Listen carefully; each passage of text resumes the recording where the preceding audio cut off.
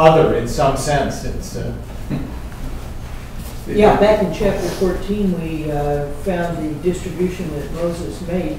That short a time ago, it was okay for you to be living across the Jordan, and now all of a sudden these people are getting into trouble.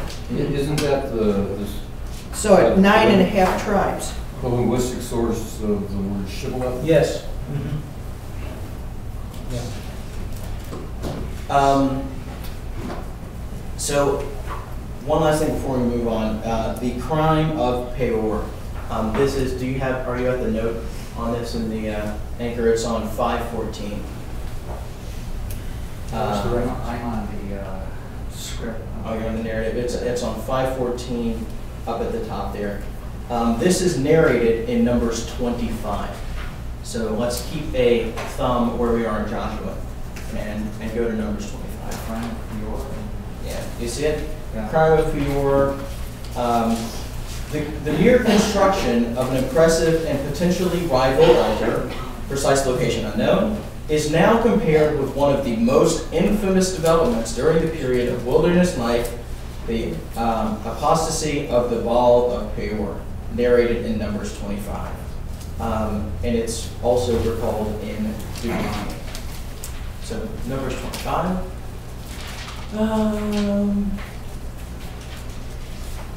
Let's see. What do you want to read? 25? Or are you at 25? You're not doing this. Who was at 25? I am. Will you please read for us? Just start. Yeah. When Israel was staying at Shittim, the people profaned themselves by whoring with the Moabite women who invited the people to the sacrifices for their God.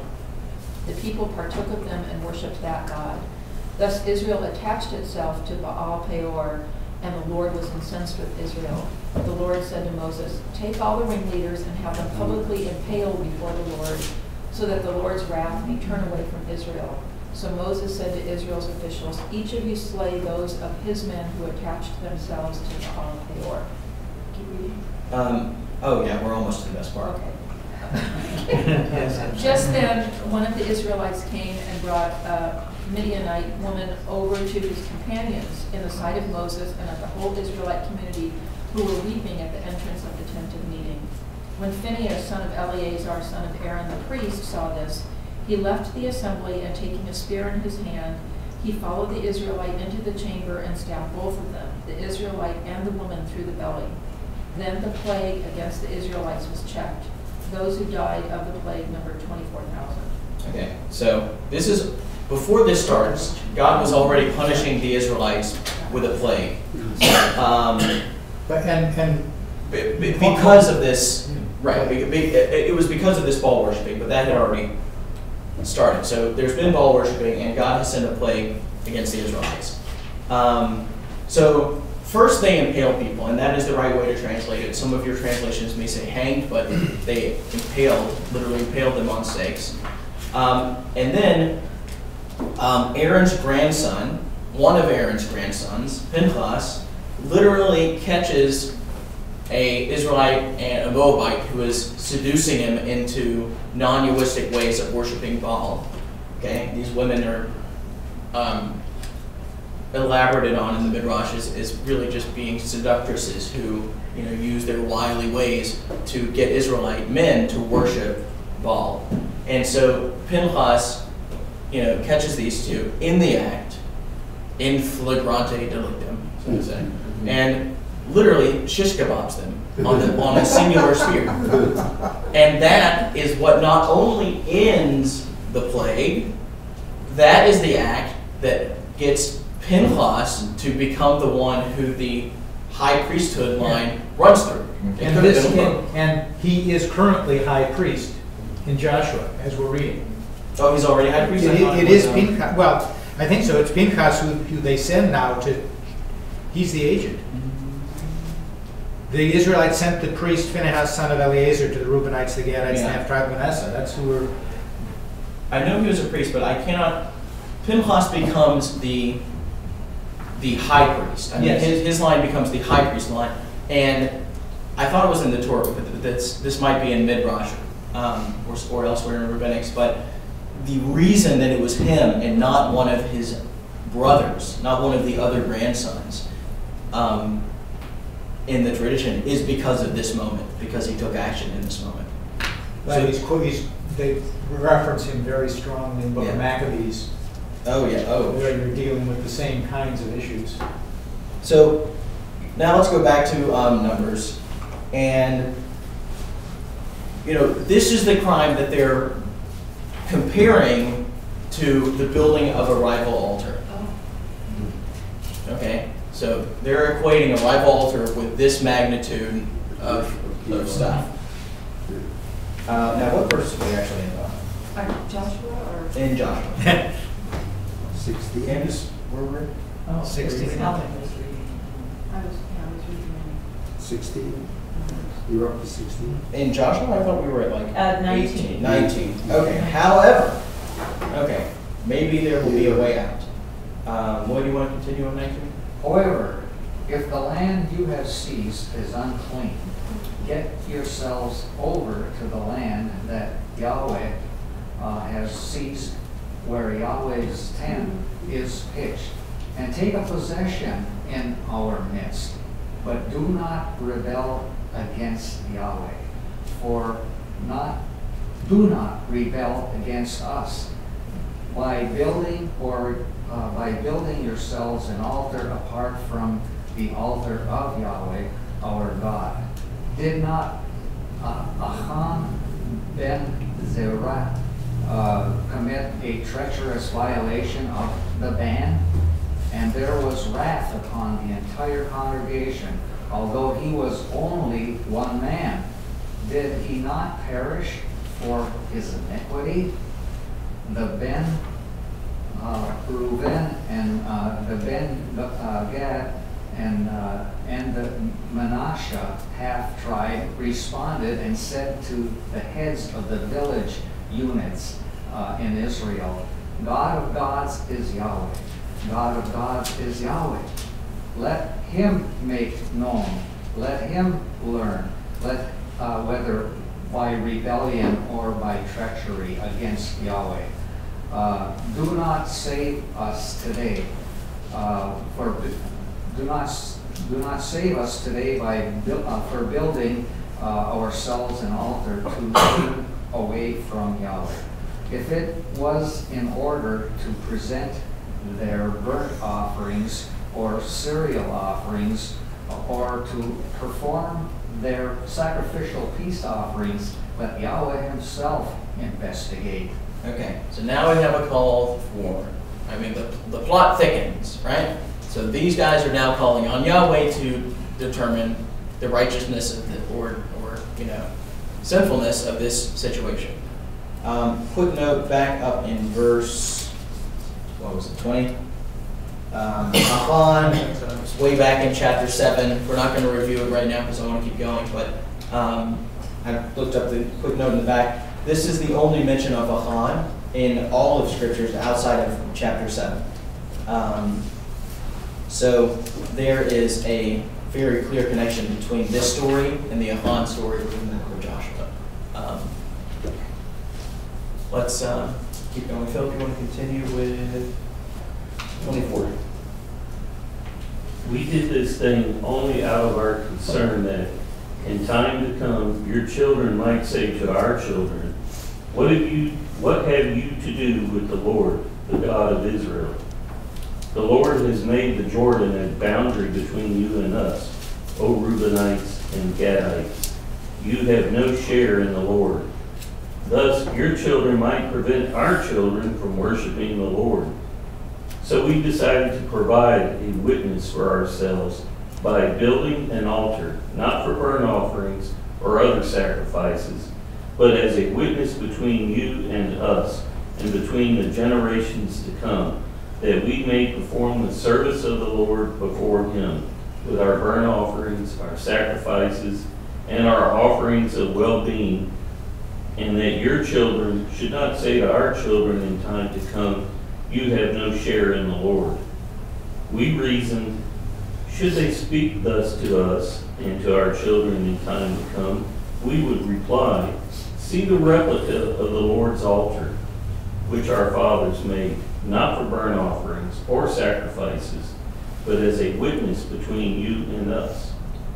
All right, so twice we've said it's not for burnt offerings or sacrifices. Once we said it was. And once we sort of said it was, so either this guy has no idea what he's saying, or he means something that we're too out of touch from when this text was meant for, that we're not catching, that we're just not catching it. Okay, so I mean, on the one hand, it's very bothersome, but on the other hand, I mean, this is a singular spoken narrative. The odds of this being corrupted are probably, a corrupted text are probably slim. And there's probably, he probably is meaning something different in 27 from 26 and 28. Those are just my thoughts. I mean, I of course actually have no idea. They're just thoughts. But this reminds me of when you were talking about how ancient peoples wrote like law codes and stuff, not so that people could read them because they wrote them, nobody was literate, but so like their God could read them and make sure like that's what this is. Yeah. The footnote I have on 27, which I'm not sure based on what necessarily, when it says that we may perform the sacrifice of the Lord before him with our burnt offering, the before him is interpreted as meaning at Shiloh. Yes. Which would at least make it consistent. I'm not sure what the justification for that footnote is, but. Right. Well, I mean, it simply could be a, based on commentators. Yeah. Trying to make sense, and it works. If you, admittedly, at this point, the tabernacle is at Shiloh, and God's presence is there, supposedly. So, Is Shiloh high enough that you can look across the Dead Sea and see anything over to the east?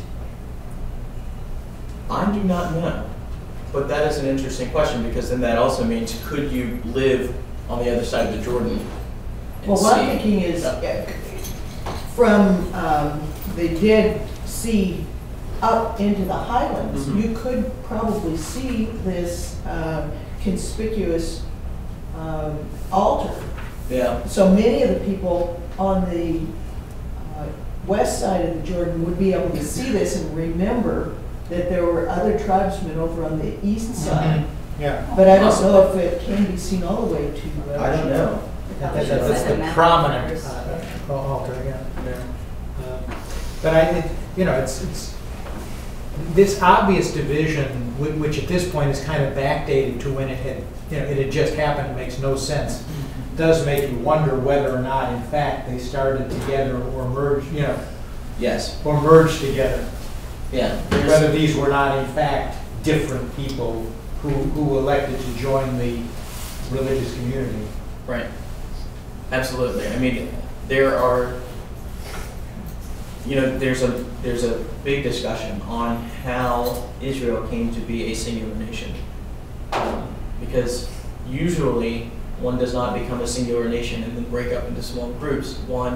Eventually that may happen, but the origin of the singular nation does not happen. It's usually formed out of smaller, pre-organized groups. And was it 2 groups? Was it 12 groups? Was it a northern group and a southern group, and then a group that experienced an exodus from Egypt that was then absorbed by those 2 communities? And then those 3 people sort of coalesced into the ancient Israelites. There's a lot of ideas on the subject, but Dan, I had not been thinking about it here, but I mean, as soon as you say it, it becomes very clear when you use that lens to look at it, because you have 2 different places, prominent ones. This isn't a minor altar, 2 prominent places, and we are now past the point where more than one place is okay until we get to Judges. But for right now, more than one place is not okay. So let's continue, Douglas, with 29. Far be it from us that we should rebel against the Lord and turn away this day from following the Lord, to build an altar for burnt offering, for meal offering, for sacrifice, besides the altar of the Lord our God that is before his tabernacle. And when Phinehas the priest and the princes of the congregation, even the heads of the thousands of Israel that were with him, heard the words that the children of Reuben and the children of Gad and the children of Manasseh spoke, it pleased them well. And Phinehas the son of Eleazar, the priest, said unto the children of Reuben, and to the children of Gad, and to the children of Manasseh, this day we know that the Lord is in the midst of us, because we have not committed this treachery against the Lord. Now have ye delivered the children of Israel out of the hand of the Lord? And Phinehas the son of Eleazar the priest, and the princes returned from the children of Reuben and from the children of Gad on the land of Galilee and Gilead, unto the land of Canaan, to the children of Israel, and brought them backward. And the thing pleased the children of Israel, and the children of Israel blessed God, and spoke no more of going up against them to war, to destroy the land wherein the children of Reuben and the children of Gad dwelt. And the children of Reuben and the children of Gad called the altar, for it is a witness between us that the Lord is God. Okay. So, in the end, we've got this monument, altar that's not an altar, and that's okay. But, would it have been okay if they were going to use it as a sacrificial cult base? Probably not. No. Probably not. But I think they referenced the sin of Peor because their first thought wasn't, oh, they built an alternate. Their first thought was, oh my God, someone's blaspheming, we're all going to get plagued and impaled. And then they ran over them and they're like, whoa guys, no blaspheming. And everyone was like, we're not blaspheming. Yeah. And everyone was happy. Yeah. So I don't know that it was necessarily they were angry about alternate worship places. Although if they had also been burned sacrificing there, maybe they would have been. But it was protecting the community from blaspheming. By building the altar. Yeah. Yeah. And again, I just think that makes the most sense if in fact they used to be Baal worshippers. Yeah. So you'd be really worried when they built a new big altar over there Yeah. that that's what they were doing. Well, this is exactly in the area where the Baal worshippers were. Oh, and it's Pinchas who's in charge of the delegation to go check this out. Well, too. that's what I So, thought. This is the guy who's really strict Right, if about his Baal memory worship. is, Yeah. I mean, he's probably thinking, they're at it again, better bring my spear, Yeah, right. This is a real right winger here. All right, let's continue in 23. Let's see, Jan, you want to continue? Oh. Much later, after the Lord had given Israel rest from all the enemies around them, and when Joshua was old and well advanced in years, Joshua summoned all of Israel, their elders and commanders, their magistrates and officials, and said to them, I have grown old and am advanced in years. Before we get to Joshua's word, look who all Israel is this time. Because all Israel changes from time to time. Like the verse that we read on Yom Kippur morning, that gathering, when all of Israel is standing here this day, that's the elders, the chiefs, the judges, the officers, the women, the children, the people who draw the water, the people who chop the wood. That's a very different list of all Israel from this verse.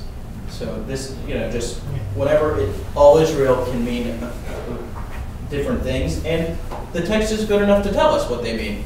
So I don't know how long ago in time this is supposed to be, but I can point out that back in verse 13, Joshua is now old and advanced in chapter 13 is now old and advanced in years. well, but this is much later than that. Yeah, but so now he's really old. More advanced. Not growing All right, let's continue. You have seen all that the Lord your God has done to all those nations on your account, for it was the Lord your God who fought for you. See, I have allotted to you by your tribes the territory of these nations that still remain, and that of all the nations that I have destroyed, from the Jordan to the Mediterranean Sea in the west. The Lord your God himself will thrust them out on your account and drive them out to make way for you, and you shall possess their land as the Lord your God promised you. But be most resolute to observe faithfully all that is Did anyone have anything about sending wild beasts until they're evicted on your behalf? Just then? No. Okay. Because I have that in my text, and now I'm wondering what manuscript they're pulling that from, because it didn't Not in anyone else's texts. Yeah, I don't have it in the JPS one. Check this one. John, see if it's in there. Yeah, I have Yahweh our God is the one who will drive them out on our behalf until they are totally destroyed. He will send wild beasts against them until they are evicted on your behalf, along with their kings. Then you shall seize their land, as Yahweh our God promised you. It's Midrash. And 5. I don't even have a textual note for that. And I don't have it in this one either. It's just Midrash. It's not. Oh, it's restored from the Septuagint. Okay. Yeah. Based on a haplography in the Masoretic text, the people who put together this version of the Anchor Bible included part of the verse that could have been dropped from the Septuagint. So, just making it even more theological, because we don't control the wild beast. God controls the wild beast, so it doesn't actually add anything too crazily. But it was very clearly not there, because wild beasts, they tend to stand out both in literature and in real life. So, let's keep going. But be most resolute to observe faithfully all that is written in the book of the teaching of Moses, without ever deviating from it to the right or to the left, and without intermingling with those nations that are left among you. Do not utter the names of their gods or swear by them. Do not serve them or bow down to them, but hold fast to the Lord your God as you have done this day. The reference to the book of the teaching of Moses, that's usually Deuteronomy, isn't it? That's all of Torah. No. But it could be, but specifically capitalize that. The book of the teaching of Moses is usually specifically a reference to Deuteronomy, which would conceivably place the date at least this verse. Yeah, I mean, it can. But it can't The reason that the book of Moses was in Deuteronomy is because, unlike Exodus, Leviticus, and Numbers, Moses speaks the book of Deuteronomy. It is his sermon, and it is his personal recounting of the previous book. So that's why, if it's the singular book of Moses, Deuteronomy fits the bill the most. Well, it does say the book. Yeah. And there are.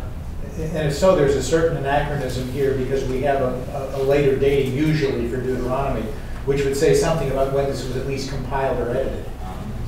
And so there are 3 other similar phrases that are footnoted here. So all from Joshua. So this one is what is written in the book of the Mosaic Treaty Teaching, is how they translate it. Compared to back in chapter 1, verse 7, we had the entire treaty teaching which Moses, my servant, commanded you. So that's different. Now we have the entire treaty teaching, which may or may not be the singular book. It could be more. And then it's the book of the treaty teaching and all that is written in it, in the verse after that, in chapter 1, verse 8. And then in the next chapter, at the end of the next chapter in 24-26, we get the text of God's treaty teaching, which, Torah, learning, treaty teaching is just a translation of Torah, because the word Torah itself means learning. So they're translating as treaty teaching because they don't want to use the anglicized word Torah, because that's a really loaded, specific term, so they're trying to use something else. So there's a variety of phrases. The entire treaty teaching, the book of the Mosaic treaty teaching, and the text of God's treaty teaching, which could all be the same thing, or it may be different, different types of the same material, different collections or versions of the same material. Who knows? Treaty teaching? Where did you get that? From Torah, they're trying to not use Torah because for us, for so long, Torah means Torah. But the word itself means, teach, has to do with teaching and learning. A lot of Mishnah and Gemara and Talmud, they all are words that relate to learning and teaching, Torah as well. So they're basically, because they're trying to be as scholarly as possible, they're trying to use non-loaded terminology, is the way I would put it. Because But where does treaty come from? Is that equivalent to covenant? I'd assume so. they could call it the teaching. I mean, it's just what they decided to call Is that it. They really want to be in the alliteration. Anchor Bible? Yeah, this is the Anchor Bible, which has a main guy, or let's see. So there were two main guys, but there's also a team of editors that come through, especially the translations. This verse does add weight to something you said once about you thinking Leviticus started originally as a manual for the priests. He's instructing them to teach in Deuteronomy. He's instructing them to teach mostly from the book of the teaching of Moses, like Deuteronomy, the book for teaching the people, while Leviticus, the book for teaching the priests. That went somewhat to that. Yeah, maybe. I had one other textual thing here. We've commented throughout about the disparity between the whole thrust of the book of Joshua and the book of Judges. They at least make a little possibility of merging things here in verse 4. See, I have allotted to you by your tribes the territory of these nations that still remain, and that of all the nations that I have destroyed. I mean, they went ahead and assigned the territory of, clearly, some peoples have not been conquered yet, at least. And he says, I'm going to drive them out for you, but not yet. Yeah. It leaves it open somewhat. More so than, the now it's time to rest verses do, Yeah. for sure. But the Hebrew for that is Sefer, book, Torah, book of, the Torah of Moses. So it's the book of the Torah of Moses, but Torah Moshe probably just literally means the law of Moses or the teaching of Moses. It's in a construct that has to do with, that sort of possessive ownership. So this is specifically of Moses's, but the other examples were not. It was the entire Sefer Torah, or the Sefer Torah of Adonai, or something like that. Was the other one where it was God's, collection. So this could specifically be Deuteronomy in contrast to the other ones, or it could all be different names for the same Adonai, Moses teaching collection. Who's to say? But we're already using the term. We're already using the term Torah, Sefer Torah, and it's already being connected with Moses. And I mean, we say 5 books of Moses today to talk about it as a name for the Torah. The Hebrew of Torah, doesn't that include part of the Yod-Heh, Vav-Heh, or the name of God? No. Doesn't? It's got a hay. Torah. No. I mean, it has a hay at the end, but it's not the same. Just not the same word. Because I'm thinking this is the voice of God, and that's might be why it's so woven, because the truth is the truth, and there's no left or right. Right. And that's hard to perceive by. I guess treaty teaching is trying to combine translating Torah as law and translating Torah as teaching. I bet that's what they're doing. Because the treaty is the legal aspect and the teaching is the teaching aspect. So instead of having to pick the law of Moses or the teaching of Moses, you can pick this middle ground that combines both aspects. I think most people would be more comfortable because it's the word that we traditionally use with covenant. I mean, Yes. Covenant and treaty are basically synonyms. Yeah. Law has been given such a negative connotation. Yeah, right. Teaching gives you a choice. Right. Or maybe if it was because even if you say the legal teachings, that still sounds too much like law and not enough like teaching. So I don't know, maybe the law teaching. Covenantal teaching. Covenantal teachings. Yeah.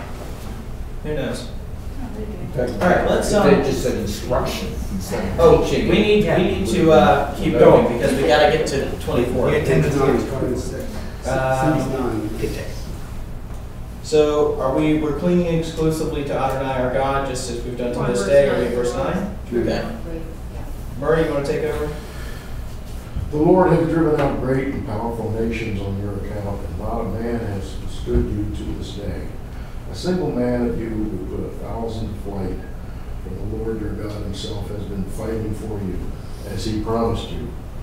For your own sakes, therefore, be most mindful to love the Lord your God.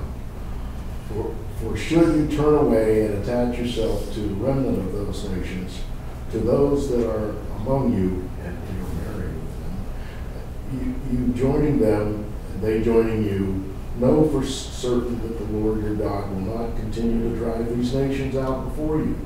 They shall become a snare and a trap for you, a scourge to your sides and the thorns in your eyes, until you perish from this good land and that the Lord your God has given you. Okay, so this is clearly not the text you pulled out at the outreach retreat for intermarried families. Right? But I was also thinking it's not the text you pull out if you just want to talk about diversity in general. No, yes. Because there's just, the lines are very, very clear. Don't mix, don't talk. We are in the pure Yahweh camp, the Yahweh only camp, right? This is Adonai or bust. We are trying to achieve a very pure, defined form of religion. Now, the question remains, I would point out, and this is a little bit of a stretch, I admit, because the text I think is actually pretty clear, but you could make the argument that what is not addressed is what happens when someone wants to marry into the Yahwistic cult group, the Yahweh only group. I think it works both ways here in this passage. Or maybe we have Probably does, I but it's agree. not explicit. It's not explicit, no. You joining them and they joining you, I mean, they're trying. Yeah. You joining them and they joining you. Yeah, I mean, they just don't trust them. Where is, What's it say? Well, I think it's not Right here. trusting. what Verse verse? 12. So it's 12. No, no, it's not trusting the others. So even if they married in, you wouldn't trust them not to You backslide. joining them and they joining you. And really, But this- that could be a reference to the marriage and not a reference to them joining the Israelite cult system. I'm still arguing against myself. I think that this is incredibly clear ideology, but I'm wondering if there's even room for wonder.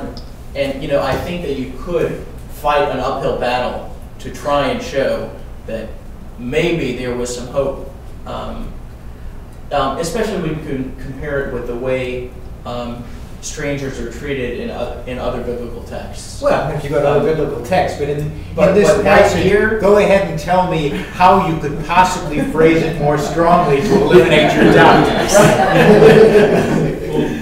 Yeah. Well, I think it goes back again to the fact that we're like addicted to blaspheming. Mm-hmm.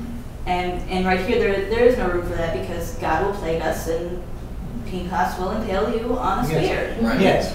So it's best to just stay away from non-Hebrews because you're not strong enough to not blaspheme. Right. Yeah. And this is the rule of Pinchas that we're talking about. Yeah. And at the end of verse 13, until you perish from this good land which Adonai your God has entrusted you.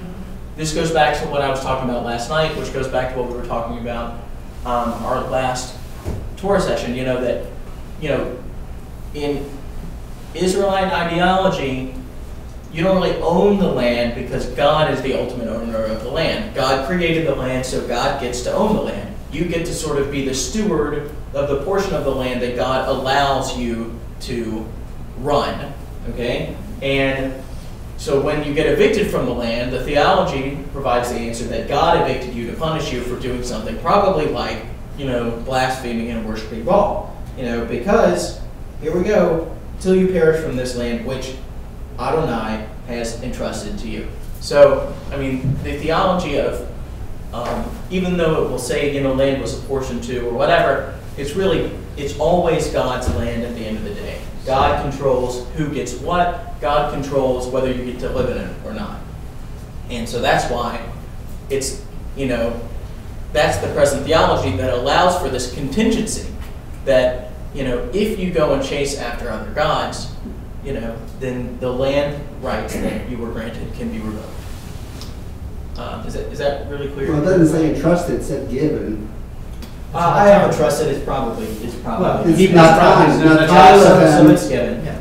So it's given. But at the same time, it's Right, given to right. them, but it can also be taken. Right. So- I just, when you said entrusted, now you're flipping. Yeah. Just- The Anchor Bible does not, it does not really go for literal translations. It goes for, I was going to say accurate translations, but everybody goes for accurate translations. I mean, I don't know anyone who sets out for inaccurate translations, but they specifically, they want to interpret, they want to put it in our language in a way that reflects what we think their language means. Mhm. So if their term may be a direct translation to one of our terms, but they may not use that because the way they're using that term is closer to another idea, or they're trying to make the theology clearer, or they're not going to translate anecdotes literally the way King James did. I mean, we all, are comfortable with a translation saying, and Abraham lifted his eyes to the mountains. Now, in reality, that makes no sense in the English language at all. Lifting your eyes, to the mountains. A correct translation would be, Abraham looked up. That's what the text means. But because we're so indoctrinated in American culture with the King James tradition of translating, and also the early JPS translation, which was also very literal, the 1913 JPS was very literal, we are more or less okay with saying Abraham lifted up his eyes. But grammatically, lifting up your eyes means using, externally something to lift up your own eyes. And it doesn't make sense in English. So, but the Anchor Bible would not translate that as lifting up your eyes. It would say Abraham looked up, which is not as flowery to our ears, but it's a more direct translation. So I didn't really mean for that tangent to happen, but it just did. So there we go. Let's continue. 2 minutes. Let's continue and get to 24. Where were we? 14. 14. Who was reading? Murray. I'm now going the way of all earth. Acknowledge with all your heart and soul that not one of the good things that the Lord your God promised you has failed to happen. They have all come true for you. Not a single one has failed. But just as every good thing that the Lord your God promised you has been fulfilled to you, so the Lord can bring upon you every evil thing until he has wiped you off this good land that the Lord your God has given you. If you break the covenant that the Lord your God enjoined upon you, and go and serve other gods, and bow down to them, then the Lord's anger will burn against you, and you shall quickly perish from the good land that he has given you. They're paralleling Moses again. Yes. Moses' last speech. Absolutely. Okay. Now, this, I think, is like the coolest chapter in Joshua, and it's very, very interesting. What is going to happen in 24 is Joshua is going to recount the biblical history of the Israelites, starting more or less at the very beginning. And what we are going to do, the reason that this is so cool, is we are going to compare his account with the Bible, with the actual books of Genesis, and with the actual biblical narratives. Because here's what we'll do is we'll read through a section, and then we will, and as we read through it that first time, think of this. Yeah. What does Joshua mention, and what does Joshua not mention? And so then we'll talk about that, then we'll cross-check his references with the biblical stories, and then we'll move to the next section. Okay? Kyle, you want to take us away there? Joshua assembled all the tribes of Israel at Shechem. He summoned Israel's elders and commanders, magistrates and officers, and they presented themselves before God. Then Joshua said to all the people, "Thus said the Lord, the God of Israel, in olden times your forefathers, Terah, father of Abraham and father of Nahor, lived beyond the Euphrates and worshipped other gods. But I took your father Abraham from beyond the Euphrates and led him through the whole land of Canaan and multiplied his offspring. I gave him Isaac, And to Isaac I gave Jacob and Esau. I gave Esau the hill country of Seir as his possession, while Jacob and his children went down to Egypt. Then I sent Moses and Aaron, and I plagued Egypt with wonders. Did you have, there they became a great nation, strong and numerous, and the Egyptians oppressed them? No. Anybody have that? No. Okay, let's see what we can find. Oppressed them. That is restored from a Septuagint text from, that's restored from a text that is in all 3 Septuagint manuscripts, and 2 of the 3 Septuagint manuscripts actually contain a 3rd clause that adds that God smote Egypt with what he did to them. So there's a few variances within this specific verse. That's in verse 5. Why would they have left that out? Well, not necessarily on purpose. Yeah, I mean, it's hard to say. This is, you know, the Masoretic text manuscripts are the ones that are basically used to construct the main, the main Bible as we know it. And there are 2 primary ones, and one of the texts, one of those 2 is the most standard one. It's the one that's basically the same as what we read. But even dating the oldest Masoretic texts, compared to when the earliest Septuagint ones, except for there's LXX, I think it's A and B and L. I'm not sure about that. Yeah, there's A and B and L. A and B are both very old. L is like, some bishop's reworking of the text in a very defined date, so it's very late. But why would they leave it out?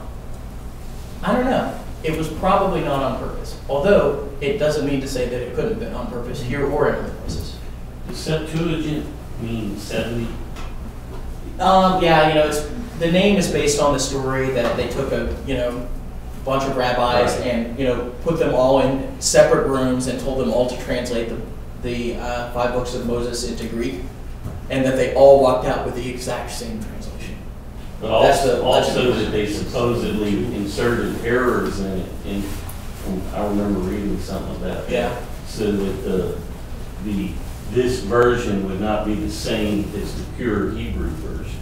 I read some legend about that. Yeah. It's interesting that more and more the fact that there's been a myth build up around the Septuagint is pretty interesting. I mean, we don't really know the details of exactly where the manuscripts come from. I mean, the A and the B has to do with their location. The B is actually a V, it stands for like Vatican. So one of them is in the Vatican, and the other one is somewhere that starts with an A. I can't remember where off the top of my head, but it's just based on the location that the manuscripts have been kept more or less for the past several hundreds of years. But their origins are not, really known. Well, I've heard it said several times that you can't translate the idioms of Hebrew into any other language accurately. Yeah, I mean, idioms are always hard. Can't translate any language into any other language accurately is the problem. Yeah, and so what happens is you can translate, especially idioms and anecdotes and like colloquial phrases, you can translate them literally, and maybe whatever metaphor or allegory is involved in that statement will translate between the 2 cultures, or you can translate it into a totally different saying that carries the same meaning. And some people do one way and some people do it the other way. Some people use both. I mean, it just sort of depends. But I want to steer back to the text. So we stopped at Egypt. Mm-hmm. So let's look at what we have here. First of all, no mention of anything pre-Terah. There's no creation story. There is no Adam and Eve. There is no Noah. No flood, no This power is the battle. story of the Hebrews, not the story of the world. Okay, good. So we've established that. Yeah, this Now, is used for that. be honest. Raise your hand if when you walked into this room, I'm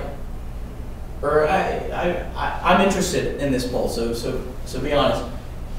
If I had said tell me Abraham's father's name, would you have been able to say it?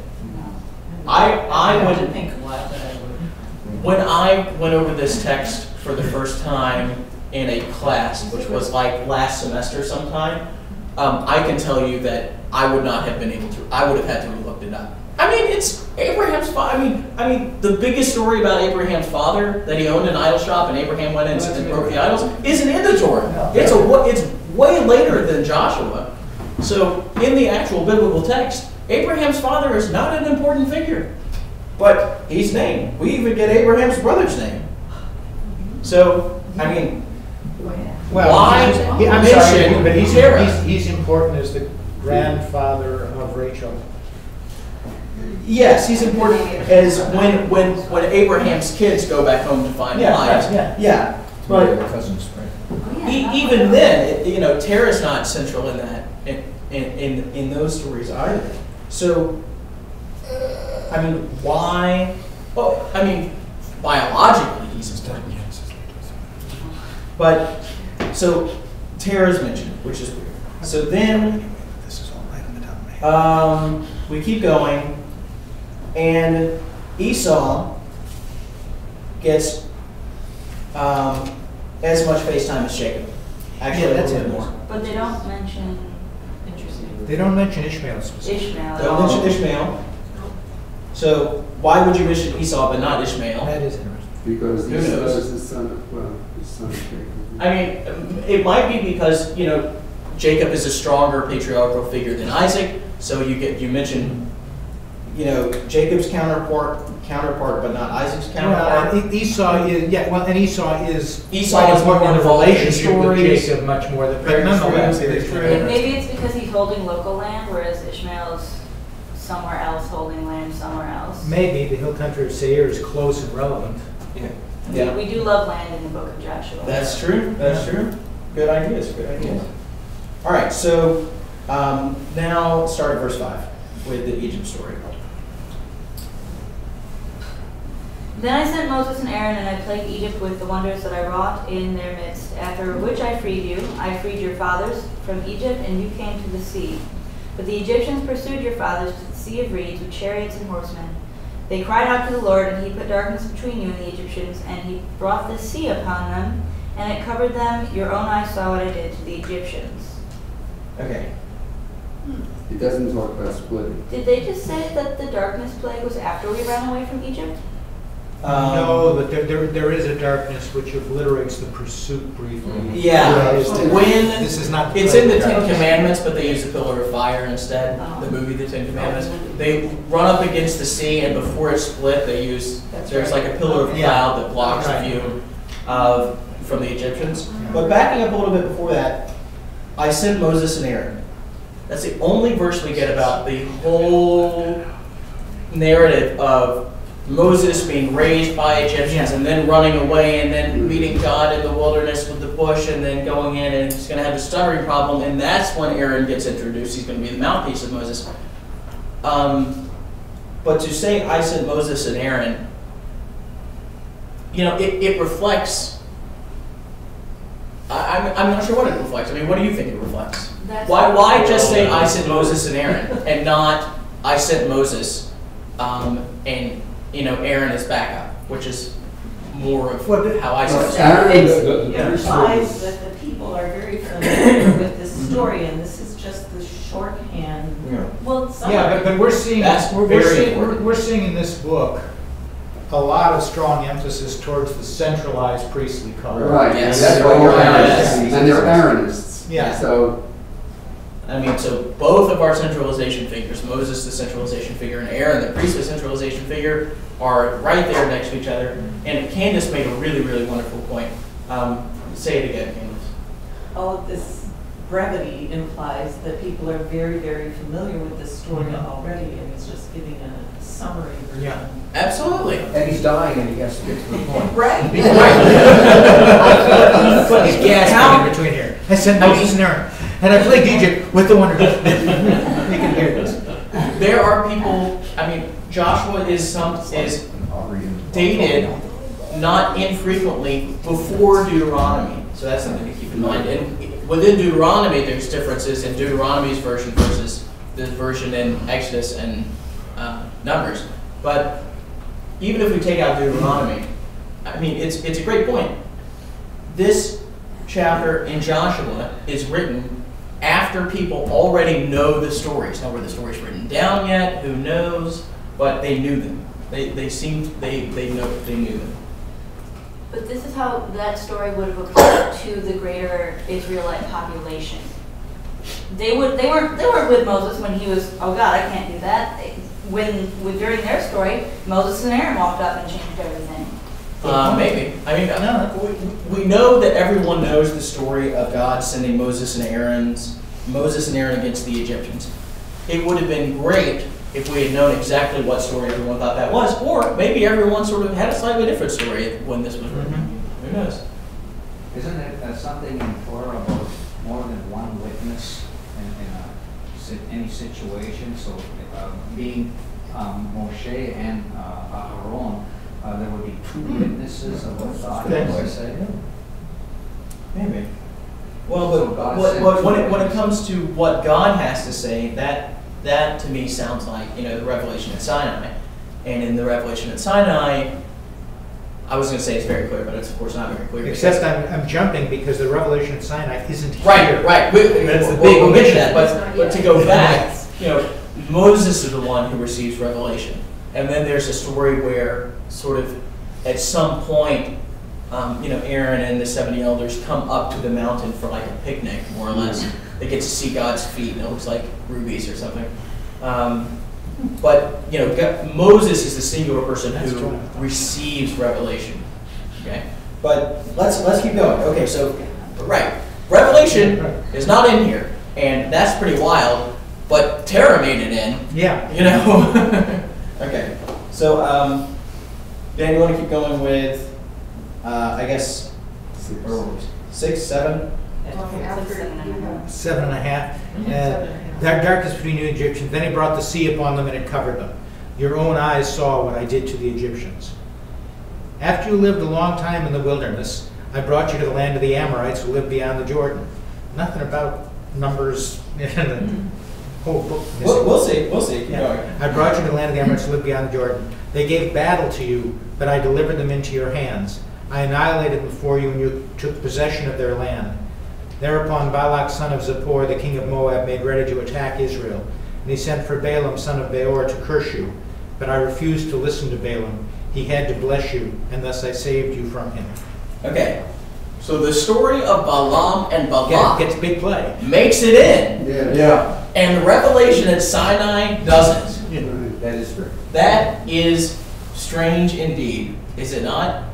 I mean, especially if Joshua actually is dying. I mean, this is presented as Joshua's last words, and he is going to frame his words with a overview of our history as a people. And we got to make sure that we mention Abraham's father, the pagan, and we got to make sure that we mention Balaam and Balak, which is the story in Numbers where this non-Israelite king wants to get the non-Israelite prophet to go and curse Israel. So the prophet's riding his donkey. The donkey can see the angel, but the prophet cannot, which is supposed to be ironic. Your ass can see the angel, but the prophet, whose business is being able to hear God, cannot see the angel. And then the donkey talks, and then he can see the angel. And then the angel tells the prophet, you're only allowed to say the words that God said, the words that God puts in your mouth. But of course, the prophet had already told the king that he could only say the words that God put in his mouth. So there's this elaborate story, and then the angel tells the prophet to do what the prophet already said he was going to do anyway. But, I mean, I would not have guessed, and I think that few would have guessed, that if you were going to pick like a half dozen stories from the Bible to put in a recap of the entire structure, that you would put this story in. Especially because I have another a professor named Dr. Michael Cook. He likes to play with where are the narratives in the Bible that are so self-contained, that are so much have a beginning and an end and don't affect the greater narrative, that you could literally take them out and have a seamless Bible without the story in there, this is one of those stories. Yeah, You could literally take this entire story out, and you would never notice something's missing. Now, that does not mean that it was not originally in whatever the original manuscript was. You can take lots of literature and take pocket stories out and not notice they were gone. But still, I think it is an important point here that he's mentioning a story that doesn't affect the greater narrative. It's a self-contained story. I mean, actually, in retrospect, it looks as if a lot of this is concentrating on Israel and conflicts with non-Israel. And so perhaps it has to do with the situation that he's in and that... Great, so Egypt and Israel, right? And now we've got... Sarah and Abraham and... right, now we got the Amorites in Israel. Yeah. Okay, yeah, that could be the connecting principle. Yeah. And the other point is that he would have put the story about the deliverance, but he wasn't sure whether it happened at Horeb or Sinai. You actually almost hit on a greater point than you know there, Jacob. I mean, he's heard apparently of Terah, Abraham, the patriarch's descent. He seems to be writing mostly about what he was actually there for within his lifetime. Like, he wouldn't have gone up the mountain with Moses. Well, but he talked about Genesis stories. Yeah. He wasn't even alive then. Well, he would have known the patriarchs descent, but if you notice, he's focusing mostly on what would reflect his knowledge and his experience. He was halfway up the mountain. Remember, Joshua was not involved in the calf idol story because Joshua was halfway up the mountain, and they actually. This is one of those things that crosses over very neatly into the Ten Commandments movie, and it blurs my memory of the actual text. But Aaron is the one who's dealing with the golden calf and trying to prevent a riot by providing idolatry, or so he puts it when Moses comes down. Moses is on the top of the mountain, and Joshua is sort of like, I don't know, a quarter of the mountain or something like that. But Joshua went with Moses not all the way up, right? So Joshua was keenly involved in Revelation. I mean, he was not unmentioned. Except that you just told us, although it might have been in the Ten Commandments movie, that Joshua was not on the desert floor with all of those crazy people, nor was he up with he was nowhere. Yeah, he was so caught in the middle because Moses is coming down the tablets like, what happened up there? And then he gets down to a valley after him and sees going on. It's like, what happened down here? Right. Technically, it doesn't matter if he was there or not, because supposedly, according to verse 2, he's not really speaking of his own experience. He's supposed to be uttering the words of God. But I like Aaron's stuff. If you really think about the entire thrust of the book of Joshua, which this is wrapping up, this is all about Israel defeating foreign enemies in a very military sense, and God's role in doing that. And that's what he's summarizing here. It's God fighting for Israel. Revelation is without God. And indeed we skip directly from the story of Balaam and Balak into the narrative that is actually in Joshua. So we actually really only get the one story from the entire book of Numbers. Now, we already had a reference to the spy story much earlier, so it's not like they don't know the other stories. But in this retelling, this is the one they picked. I wanted to say one other thing that actually reflects back to what Candace said, and that is it reminds me of when I'm reading student papers and there's missing information or something's not defined or whatever, and I write a side note, and I often hear from the students, but you already know that. And my comment is, but I don't know that you know it, and I think it belongs in there, so we just have some different intents here. So it kind of goes back again to this Cliff's Note version of this. Right. Well, you already know it. You already know it. I'm going to focus on this one aspect of the development of Israel. We got it. That was a wonderful. For sure. But my comment always is, it's your responsibility as a writer to inform who it is that you're. Yes. So he's not writing, he's speaking. That's true. And would you continue for us? Then you crossed the Jordan and you came to Jericho. The citizens of Jericho and the Amorites, Perizzites, Canaanites, Hittites, Girgashites, Hivites, and Jebusites fought you, but I delivered them into your hands. I sent a plague ahead of you, and it drove them out before you, just like the Amorites. I sent a plague, just like the 2 Amorite kings, not by your sword or bow. I have given you a land for which you did not labor, and towns which you did not build, and you have settled in them. You are enjoying vineyards and olive groves which you did not plant.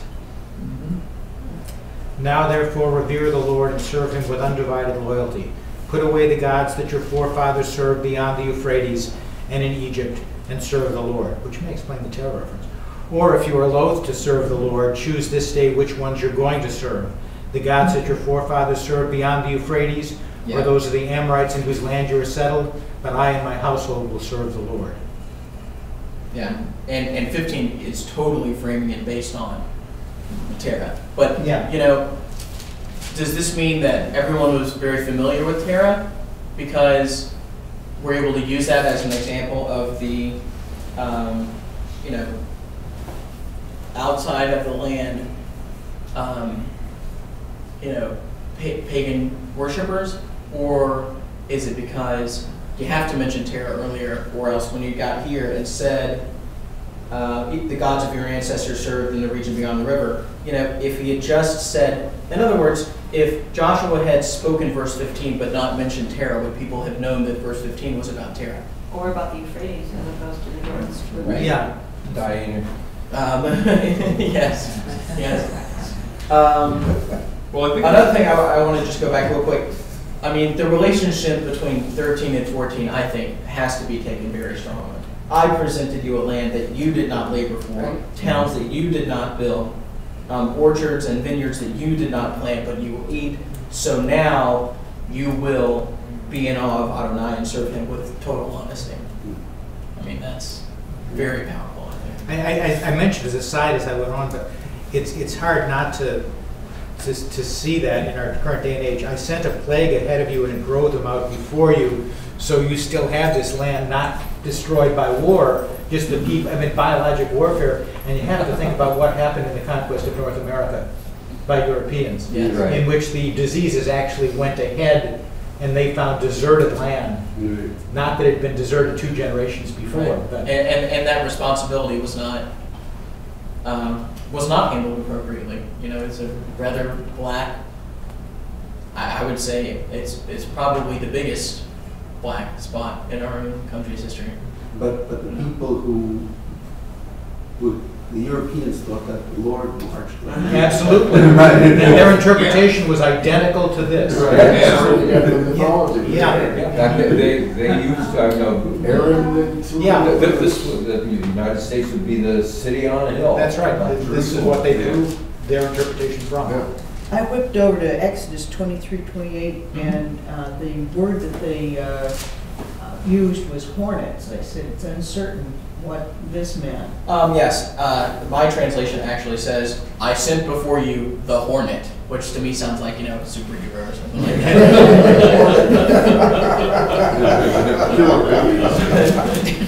Let's see what we have here.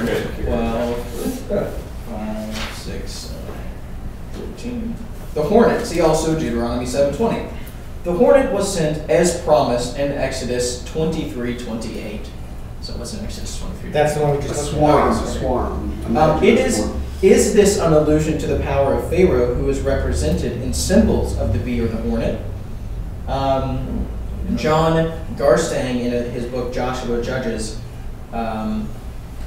suggested that could be a possibility, and that if that is a possibility, it suggests that repeated Egyptian campaigns of the 14th and 13th centuries, that's really early, had so weakened the land as to prepare the way for the Yahweh's takeover. That could be interesting. Interesting. But if that is the case, if someone, let's take the earliest date of these campaigns. If in the 14th century you have the Egyptians weakening the land of Canaan, and then in the 11th century you have the first archaeological signs of a Yahwistic religion, the Proto-Israelites start to break off from the Canaanites around the 1100s. That's, 2 to 3 centuries between those two events. So for then, the relationship of those two events, which were centuries apart, to have been framed in the theology of the book of Joshua, of the books of Joshua and Exodus, that's some really serious historical knowledge to have, to be able to be I don't know about referencing that. centuries, but when the Egyptians came and then they established a base in Megiddo, they didn't leave right away. They didn't leave right away. And there were other Egyptian incursions into the land after that too. So it's not like it was the only one. All right, it's a reach, but by analogy, the Fourth Crusade didn't bring down Constantinople permanently, but it was never the same, and it set up the Turkish conquest. Another interpretation. Oh, sorry.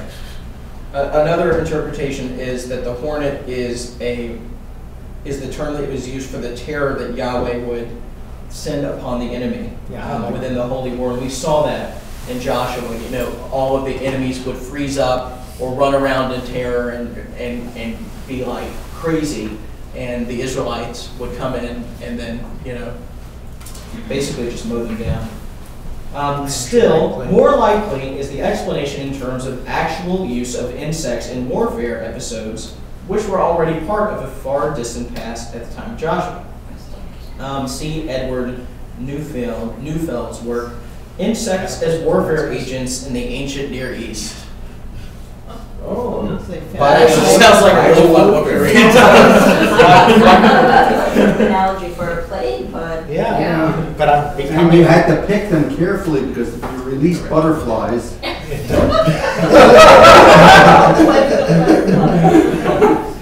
you could really get a bunch of hits. Well, I mean, what's so bad about a plague of frogs? I mean, Yeah, right. Something else strikes me about verse 15, and as to why he mentioned Terah earlier, when he says, "Or if you are loath to serve the Lord, choose this day which ones will serve the gods of your forefathers." right. Well, if he mentions that Terah had served them, then it doesn't sound like he's exhorting them to idolatry. It sounds like he's giving you a choice: will you backslide or go well, forward? exactly. Yeah, absolutely. I think that is the choice. And remember, this comes right after the ultimate, don't blaspheme and be pagan chapter, that was literally right before it. Right. Let's continue. Where were we? 16. 16. Anne, why don't you take it away? In reply, the people declared, "Far be it from us to forsake the Lord and serve other gods. For it was the Lord our God who brought us and our fathers up from the land of Egypt, the house of bondage, and who wrought those wondrous signs before our very eyes, and guarded us all along the way as we traveled, and among all the people through whose midst we passed." This really does sound familiar from last month, huh? Then the Lord drove out before us all the people, the Amorites that inhabited the country. We too will serve the Lord, for he is our God. Joshua, however, said to the people, "You will not be able to serve the Lord, for he is a holy God. He is a jealous God. He will not forgive your transgressions and your sins. If you forsake the Lord and serve alien gods, he will turn and deal harshly with you and make an end of you, after having been gracious to you." But the people replied to Joshua, "No, we will serve the Lord." Thereupon Joshua said to the people, "You are witnesses against yourselves that you have by your own act chosen to serve the Lord."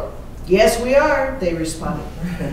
"Then put away the alien gods that you have among you and direct your hearts to the Lord, the God of Israel." And the people declared to Joshua, "We will serve none but the Lord our God, and we will obey none but him." On that day at Shechem, Joshua made a covenant for the people, and he made a fixed rule for them. Joshua recorded all this in a book of divine instruction. He took a great stone and set Right, it so up. this is now, let me pull up the Hebrew for that. Or if Torah anyone of has the Joshua? Hebrew. Yeah. a treaty of the teaching of Joshua. Let me find, I want to see what the Hebrews. Yeah. We normally talk about the Sefer Torah Elohim. So as opposed to Sefer Torah Moshe, Yeah, this is a book Sefer of Torah instruction. Elohim. So instead of the book of the Torah of Moses, this is the book of the Torah of God. So if we use treaty teaching or teaching in law or whatever, some combination of legal instruction and general teachings. The previous one was of Moses, and this one is of Elohim, of God. Yeah. So they really could be referring to the names of two different collections. But this is Joshua recorded. Yeah. I mean, whoever's teaching it is, this really does speak to the existence of the book of Joshua we don't have. Mm-hmm. Also, this is a fourth covenant, which I'd never thought about. Yeah. We always talk about the covenant with Noah, the covenant with Abraham, the covenant with Moses. This is described as a fourth covenant. Mm-hmm. And it is an in the land covenant. It's not really adding anything new. It's still about possessing the land, but it's presented in the context of having already been brought into the land and to face the challenges here, as opposed to being about, I will take you to the land and give it to you. So now you're in the land, and it will, be, I guess, maybe fully given to you, maybe. And this is quite the promise, because, I don't know, a paragraph and a half ago, they were like, if you guys want to leave and go serve other idols, now is the time. Yeah. And they just said none of them left. And up here it's, you are witnesses against yourself that you have by your own act chosen to not worship other idols. Yeah, you clearly entered a covenant. Put your initials here and date it. But put Sign it here in and that initial so you here, have here, one. here, and here. But it seems to be that people are still carrying around little idol gods. Because it says put them away, the only gods you have right now. Yes.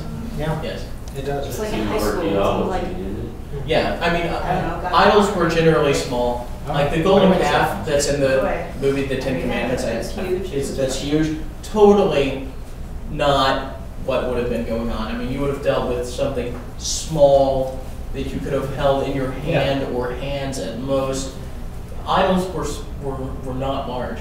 And especially the calf is made in the text by combining the jewelry that was stolen.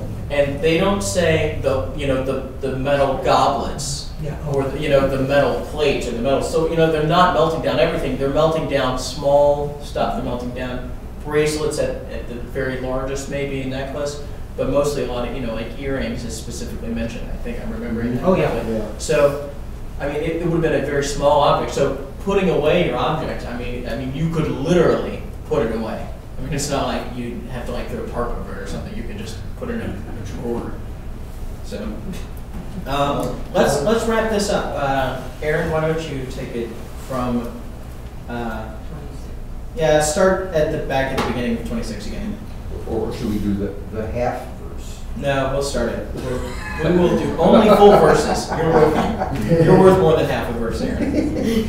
And Joshua wrote these words in the book of the law of God, and he took a great stone and set it up there under the oak that was by the sanctuary of the Lord.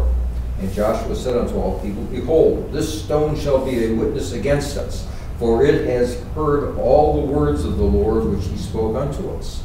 It shall be therefore a witness against you, lest you deny your God. All right, so we started with standing stones after we crossed the river. Now we're ending with a standing stone, and if you can possibly remember that far back, sometimes standing stones don't have any words on them. Sometimes they were plastered, and you would carve the words into the plaster. Sometimes you would carve it into the rock itself. I wonder if the stone will indeed be a witness where it has heard the words of Adonai, means that they're putting those words on the stone. I think the covenant's on the stone. So, and now the last verses, Aaron.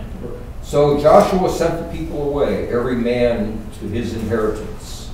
And it came to pass after these days that Joshua, the son of Nun, the servant of the Lord, died, being 110 years old. And they buried him in the border of his inheritance in Timnath Serah, which is in the hill country of Ephraim, on the north of the mountain of Gaash. And Israel served the Lord all the days of Joshua and all the days of the elders that outlived Joshua, and had known all the work of the Lord that he had wrought for Israel. And the bones of Joseph, which the children of Israel brought up out of Egypt, they buried in Shechem, in the parcel of ground which Jacob bought of these from the sons of Hamor, the father of Shechem, for 100 pieces of money, and they became the inheritance of the children of Joseph. And Eleazar, the son of Aaron, died, and they buried him in the hill of Phinehas, or Phinehas, his son, which was given him in Mount Ephraim. I have a question. Yeah. This hill country of Ephraim, is that on the other side of the Jordan, or is this just the same name? No, Ephraim's this. No, Ephraim is, yeah. Oh, okay. Ephraim's the son. Manasseh. So this section in the Anchor commentary is labeled as various burial notes. Very uplifting way to end a book of the Bible. That's true. The way it's worded too, it would have to be added years later, right? Yes, this is another one of those times when it is, and it was still there until this very day. I mean, those are it. So, also, if Joshua was the one writing this, the same way as if Moses was the one writing the book of Moses, who writes the part after he dies? Or does he write it and then die? Is Joshua supposed to have written this book, though? Not particularly. Yeah, not particularly. I mean, within the narrative, it's not framed that way Yeah. at all. So I actually have more verses after this. Let me see where they are coming from. It is again coming from the Septuagint. And the note further says that there is no reason to doubt that this material was translated from the Hebrew. No reason that it was translated from the Hebrew. In other words, the words that I'm about to read to you are assumed to have been added. Then the children of Israel went away, each to his own hometown sanctuary. The children of Israel worshipped Astarte, which is not good, and the gods of the nations surrounding them. And so Adonai delivered them into the power of Eglon, king of Moab, who oppressed them for 18 years. Now that is, however, a better setup for Judges. Well, because you have already, in a sense, started. Yeah. Judges is defined by the process of a period of peace in a specific region under a regional ruler appointed by God. That ruler dies. The Israelites deviate to other gods in their waywardness.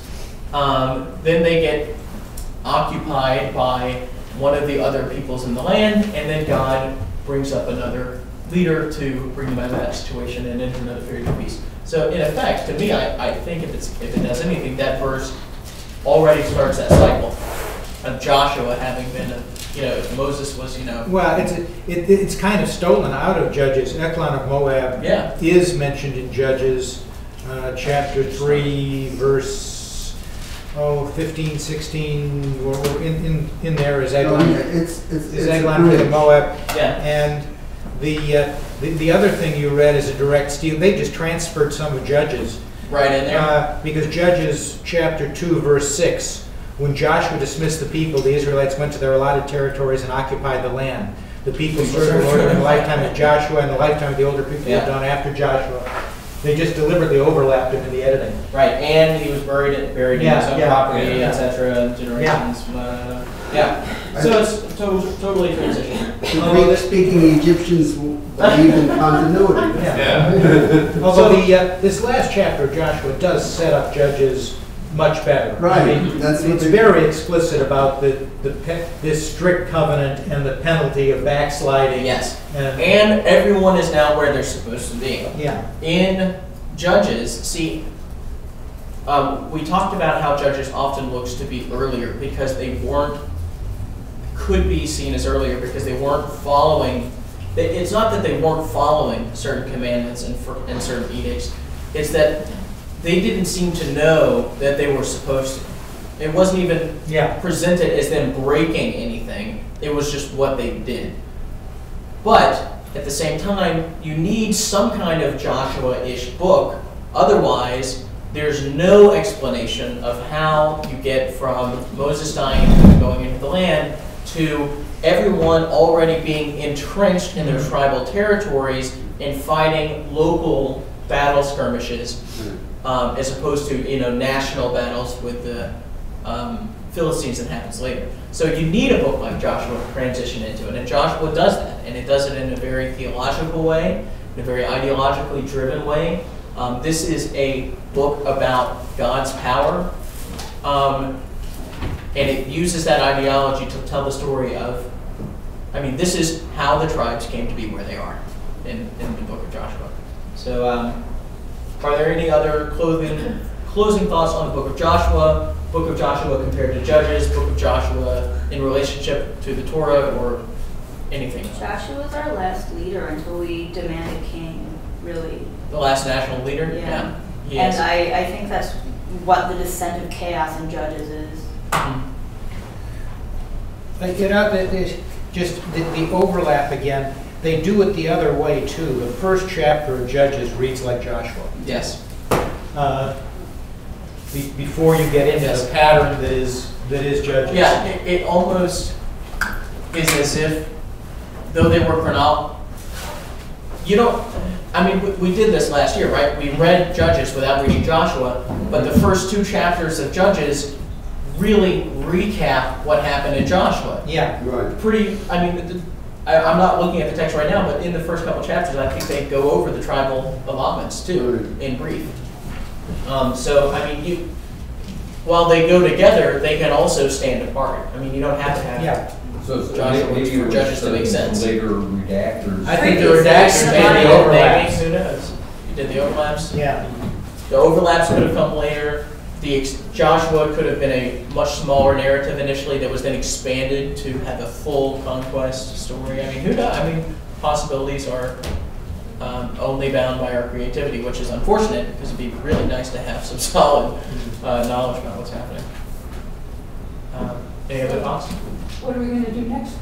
Well, so next time we have a one-shot. I would like us to meet in the synagogue because we are going to make use of our new Ravitz technology.